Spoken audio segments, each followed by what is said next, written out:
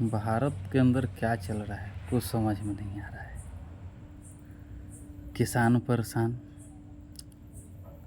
अरे हर चीज़ तो महंगाई। आप महंगाई का मुद्दा लेकर के आप चले थे। महंगाई आज ख़त्म नहीं हुआ। डीजल महंगा, खाद महंगी, बीज महंगे, बिजली महंगी, कीटनाशक महंगे। मंडी में जब किसान का अनाज जब निकलेगा तो मंडी में किसान के अनाज का दाम कम। किसान के कर्ज माफ़ी नहीं। बड़े बड़े उद्योगपतियों का कर्ज माफ़ी हो रहा है, लेकिन किसान का कर्ज माफ़ नहीं हो रहा है। वाह, आप किसान को क्या सामान्य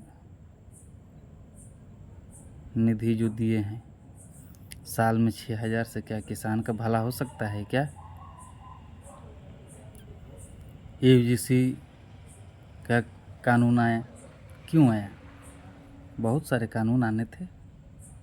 लव जिहाद कानून नहीं आया, समान नागरिक कानून नहीं आया, धर्मांतर कानून नहीं आया, गो हत्या पर कानून नहीं आया, अवैध घुसपैठियों पर कानून नहीं आया, जनसंख्या नियंत्रण कानून नहीं आया, अवैध अतिक्रमण कानून नहीं आया, लेकिन यूजीसी काला कानून क्यों आया? बीजेपी का चाल, चरित्र और चेहरा अब देश के सामने है। उनको राष्ट्रवादी हिंदू समझने में हम सबसे बहुत बड़ी भूल हुई। भाजपा ने स्वर्ण को मिटाने के लिए क्या क्या नहीं किया। एसटी एक्ट अध्यादेश भाजपा नहीं लाया। नीट पीजी आरक्षण भाजपा लाया। आईआईटी फैक्ट्री आरक्षण भाजपा लाया। एमपी पंचायत आरक्षण भाजपा लाया। सैनिक स्कूल का आरक्षण भाजपा लाया। सरकारी ठेका आरक्षण भाजपा का दिया है। प्रमोशन आरक्षण भाजपा का है। मंडल कमीशन भाजपा का है। 200 पॉइंट रोस्टर भाजपा का है। यूजीसी भाजपा का है। बैकलॉग भर्ती आरक्षण भाजपा का है। भाजपा ने स्वर्ण के साथ स्वर्ण के विनाश के लिए क्या नहीं किया। वाह,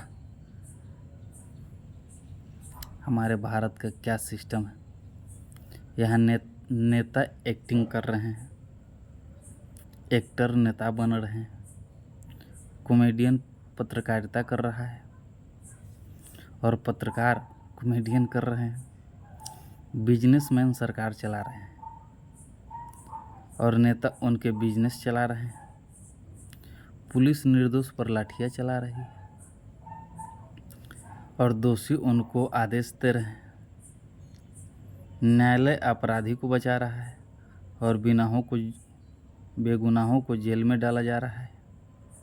पढ़े लिखे छात्र नौकरी के लिए सड़कों पर हैं और अनपढ़ नेतागिरी बन रहे हैं, नेतागिरी चला रहे हैं। हमारे भारत के सिस्टम,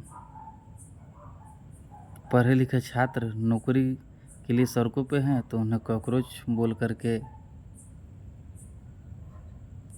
उनको अपमानित किया जा रहा है। कॉकरोच जनता पार्टी अगर बना तो उसका मैनिफेस्टो कभी देखे है? आप में हिम्मत तो आप भी ये सब कानून लाइए। बलात्कारियों को फांसी का सज़ा होना चाहिए। नेताओं का पेंशन बंद कीजिए। भ्रष्टाचार अगर करते हुए अधिकारी पकड़े जा रहे हैं तो उन्हें उनका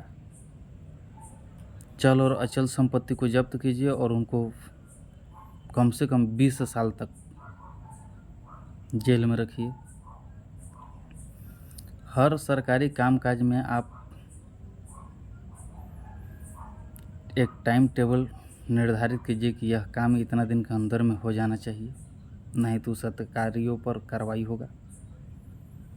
सरकारी और स्कूल में वीआईपी कल्चर को ख़त्म कीजिए। वह वीआईपी कल्चर अगर रखिए तो आम जनता के लिए रखिए। किसानों का कर्ज और फसल का सही दाम इस चीज़ को कंप्लीट कीजिए। पेपर लीक करने वाले को फांसी होना एकदम अनिवार्य है और तय होना चाहिए कि फांसी होगा। और उसके परिवार के जितने भी बच्चे हैं, छात्र छात्राएं हैं, उनको भी किसी भी एग्ज़ाम में बैठने का बैन होना चाहिए। महिला सुरक्षा के लिए आपका पुलिस एनी टाइम तत्पर होना चाहिए। ये नहीं कि हाँ कुछ कांड हो गया और लीपापोती में नीचे से लेकर के ऊपर तक, यहाँ तक कि मंत्री लोग भी का पैर भी जाना स्टार्ट हो जाए, तो वो चीज़ बंद होना चाहिए। कोई अगर नेता जीत होने के बाद और चाहे जीत कर अगर वह किसी दूसरे पार्टी ज्वाइन करता है तो उसके ऊपर कम से कम 20 साल का बैन होना चाहिए कि वह चुनाव न लड़े। लेकिन आपने तो पहले हिंदू मुस्लिम किया, अब हिंदू को लड़वा रहे हैं। अभी स्वर्णकार जो थे, जो ज्वेलरी का वर्क करते थे, जो उनका धंधा था, अभी आप उनको भी डुबा रहे हैं। सोना चांदी मत खरीदिए तो आप उनका घर का रोजी रोटी चलाइएगा।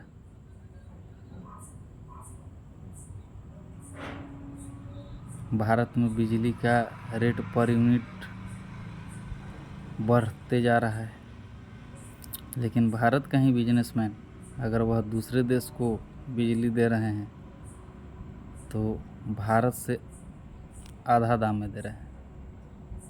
भारत में 7 रुपये 8 रुपये यूनिट चल रहा है। अभी हाल फिलहाल का ही न्यूज़ है।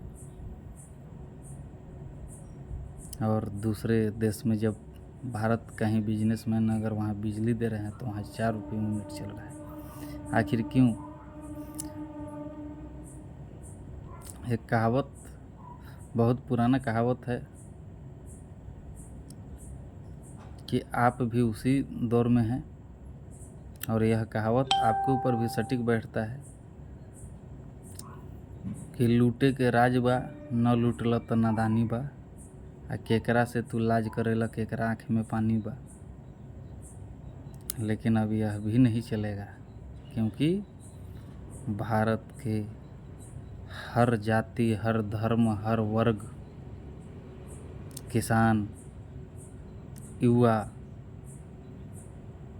छात्र छात्राएं, महिलाएं, बुजुर्ग सब जागरूक हो चुके हैं। अब आपका चालबाजी नहीं चलेगा। जय हिंद, जय भारत, हर हर महादेव।